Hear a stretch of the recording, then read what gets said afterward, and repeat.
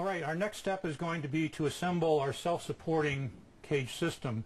Now, many people, when they've used container gardening before, they've had to build external trellises or other kinds of support systems to support the fruit as it grows. What I've come up with is an approach that is self-contained within the EarthTainer itself. There's no staking systems. I'm sure you've all had experience in the middle of summer with the wet soil. The stake comes loose and falls, the plant falls over and so on. Doesn't happen with this type of system. There are no stakes or anything of that nature because these legs are going to form the base to hold up the weight of the fruit. So what we're going to use to begin our anchoring process together is a 1/8 inch wire rope clip, as it's called in the trade.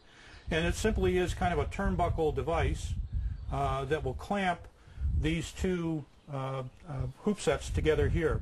We've used a cage that has 4 hoop sets, 1, 2, 3, and 4.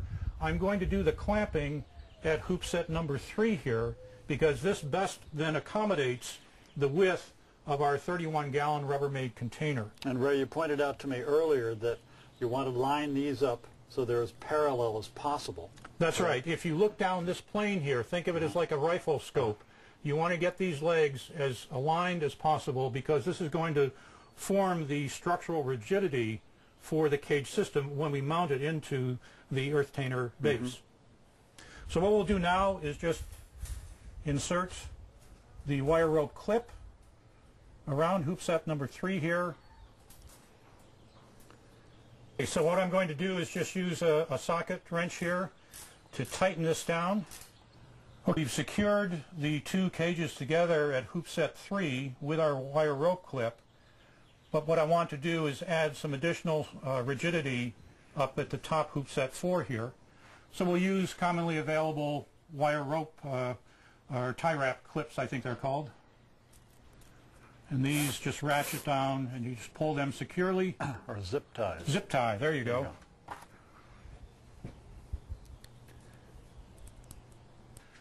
Just clip off the excess amount here.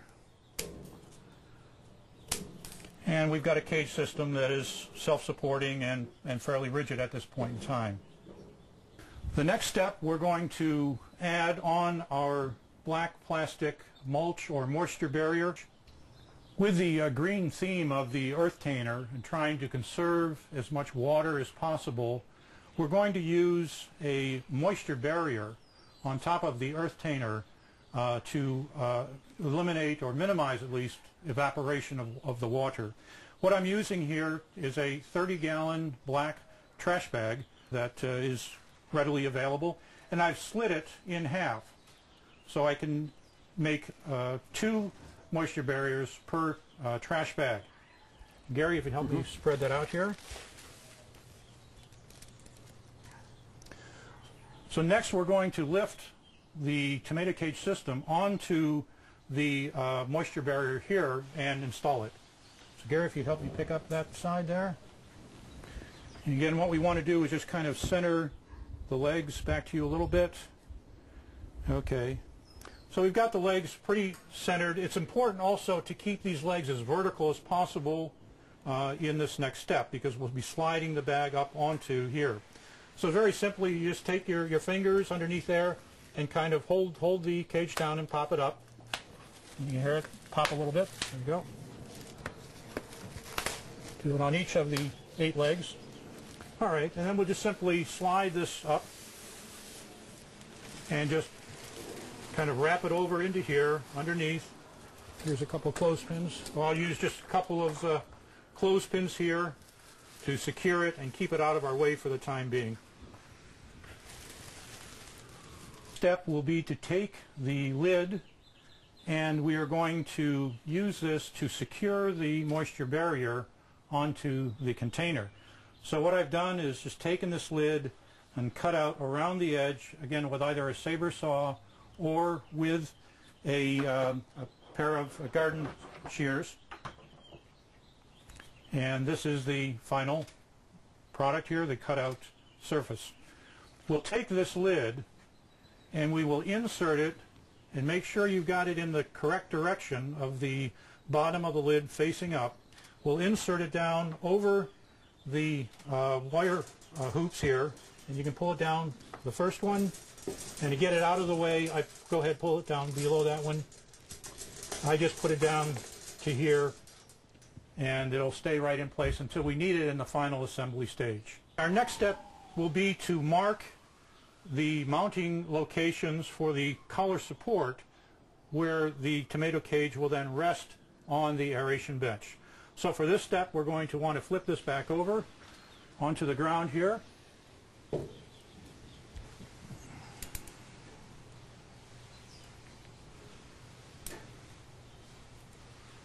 Our goal is to keep the assembled system in vertical plane as best as possible. So that's why it's very important to have very accurate measurements of where you're placing the support collars. If one is longer than the other, the tomato cage system itself would tend to tip one way or the other. So be very precise when you're performing this step. Again, we'll be using the 1/8 inch wire rope clips, which is the same clip that we use to attach the tomato cage system together at hoop set number 3. So Gary, if you could maybe help me, what we're going to do is just slide the clip down over to where you can just see the mark on the top that we've just made at 1 inch. And you can just hand tighten those for the moment.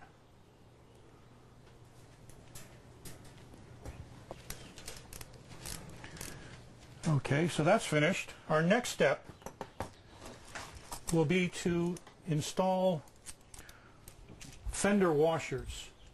Now, it's important to distribute the force that is being applied onto the aeration bench by the weight of the tomatoes. You want to spread out that weight. And these clips are relatively small surface area. So you want to broaden that area. So Gary, if you could take these and put on, we just want to drop those onto the top here.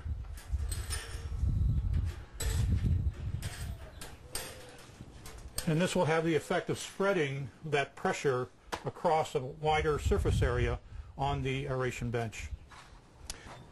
Now our next step, and this is where two people really come in handy, is to insert the aeration bench onto these metal legs here. So Gary, if you would hold that, and remember the outer holes that we drilled before, what we'll do is just find those holes and just push it right through the hole. There you go.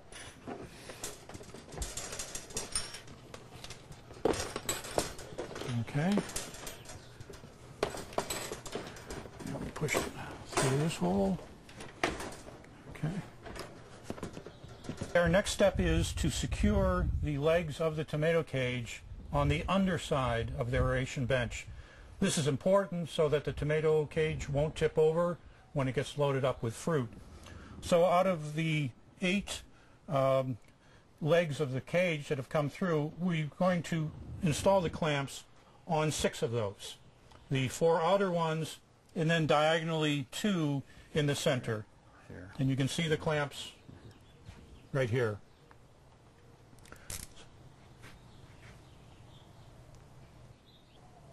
Now earlier on, we made a mark of 5 inches up from the bottom of the container, and this is going to be our overflow hole. So Gary, if you press down on the aeration bench, I'm simply going to take a 3/8 inch drill and punch through the outer container as well as the aeration bench.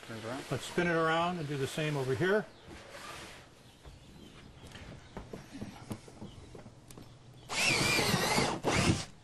Our next step will be to drill a hole up 5.5 inches that we marked, and this is going to be used to secure the aeration bench to the outer container to provide rigidity to hold the cage system together. A 1/2 inch drill to make the hole larger to accommodate the anchor bolt. Okay, spin that around.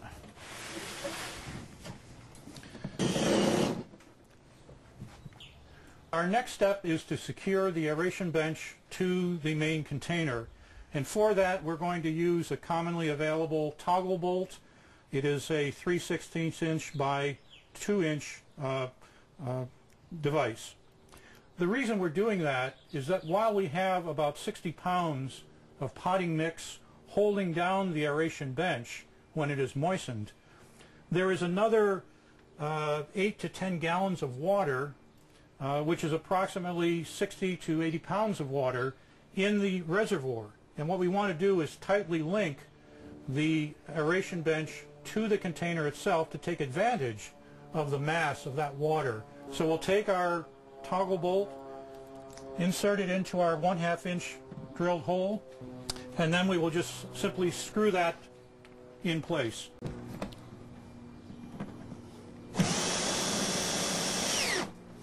Now when you're tightening that bolt, you don't want to over tighten it because the bolt edges could cut into the plastic.